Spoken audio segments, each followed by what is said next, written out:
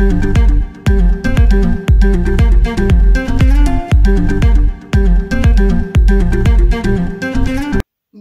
tout le monde et bienvenue. Aujourd'hui, on va faire une pièce d'étude qui termine un travail, c'est-à-dire on va faire la ceinture d'une jupe droite et on va faire une ceinture droite, pas une ceinture en forme, parce qu'il y a des ceintures en forme et il y a des ceintures droites.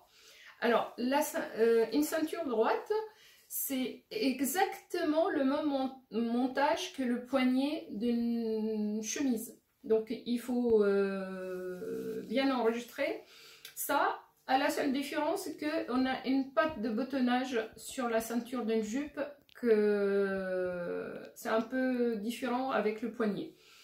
Alors, pour une ceinture de 3 cm finie, il nous faut 8 cm. Parce que les 8 cm, on va les plier en deux. Et on a 1 cm de valeur de couture d'un côté et 1 cm de valeur de couture de l'autre. Donc, c'est toujours le double de ce qu'on a besoin. Si on veut 4 cm, donc ça va être 8 et 2 cm de valeur de couture et ça en fait 10. Et la longueur de la ceinture, c'est notre tour de taille plus la petite patte de bottonnage de 4 cm. Ou ce qui va avec la jupe, avec la taille de la jupe. Alors, pour préparer la ceinture, mes 8 cm, je les plie en deux, tout le long, je repasse, et je rentre la valeur de couture d'un côté. Donc, plié en deux, valeur de couture pliée. Voilà, et j'ai plié, là c'est mon endroit, l'envers c'est à l'intérieur. Après, côté gauche, je plie et je vais faire une couture de 1 cm. Alors, côté gauche, je plie, endroit contre endroit, et je laisse ma valeur de couture pliée et je vais venir coudre là, de là à là, 1 cm. Et côté droit, je vais plier et je mets ma valeur de couture à plat et j'ai une patte de bottonnage de 4 cm et 1 cm de valeur de couture. Donc ma patte de bottonnage, elle arrive jusqu'à là. Je vais piquer là, 1 cm, ma valeur de couture d'un côté et de l'autre pour préparer ma patte de bottonnage. Alors je pique ça et je reviens à vous. Ça y est, on a piqué là et on a piqué la patte de bottonnage. Alors maintenant, il faut tourner, juste plier là, bien comme il faut. Donc ça, c'est plié au carré. Et je tourne ça et avec une épingle, je sors ma pointe. Voilà. Donc j'ai un côté propre, nickel. C'est celui qui va venir là. Et là, j'ai ma patte de bottonnage, donc je vais cranter là et je coupe pas ma couture. Je plie soigneusement sur la couture d'un côté et de l'autre. Je mets mon doigt à l'intérieur, je tiens mes deux valeurs de couture et je sors tout ça.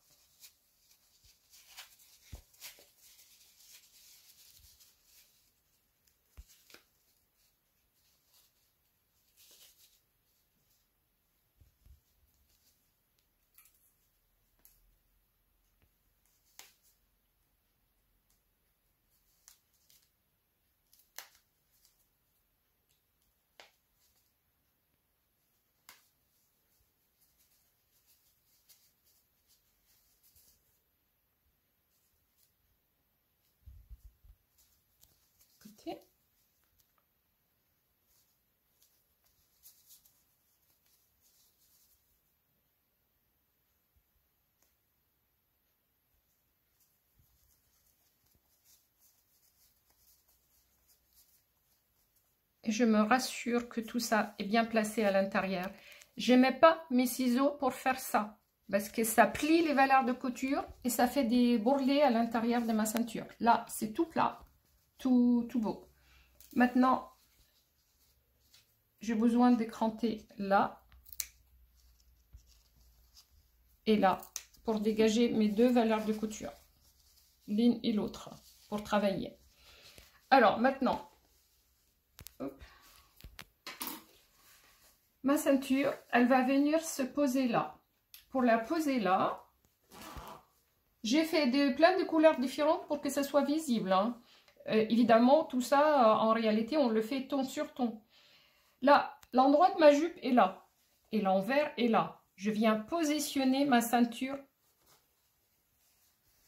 endroit, envers contre endroit. Donc, je viens poser, je mets ma ceinture à l'intérieur de ma jupe. Et je mets bord à bord, là, bord à bord,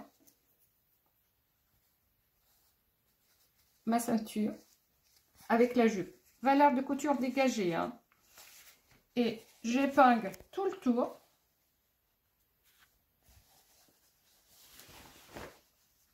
Ma ceinture avec ma jupe. Alors voilà, j'ai épinglé ma ceinture tout le long avec ma jupe. Côté gauche, bord à bord avec ma jupe. Côté droit, j'ai la patte de boutonnage qui dépasse. Et là, je vais piquer à 1 cm tout le tour.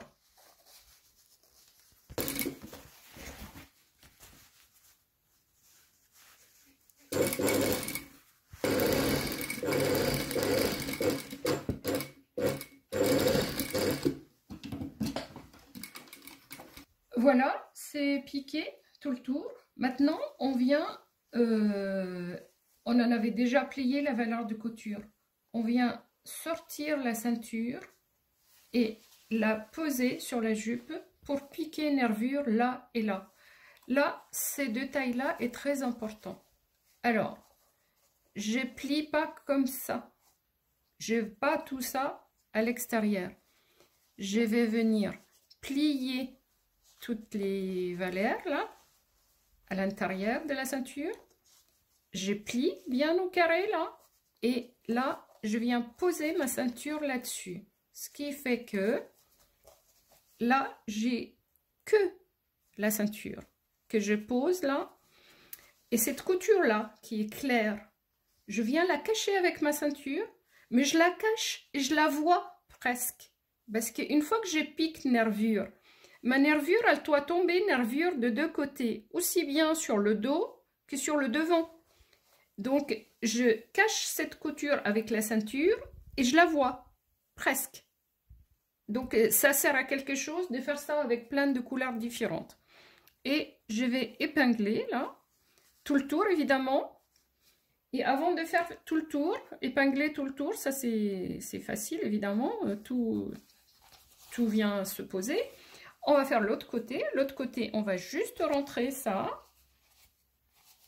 Et juste poser la ceinture sur la couture. Et là, je mets une épingle. Et quand je regarde, eh ben, ma ceinture, elle suit. J'ai pas de décalage, ni d'un côté, ni de l'autre. Les deux, ils sont parfaitement. Et là, j'avais posé une fermeture invisible. Elle est blanche, mais on voit bien qu'elle est invisible. Un jour, on fera la pièce d'étude pour la fermeture invisible. On démarre là. On va faire une nervure tout le tour. Et on va revenir sur le côté et sur le bord extérieur également.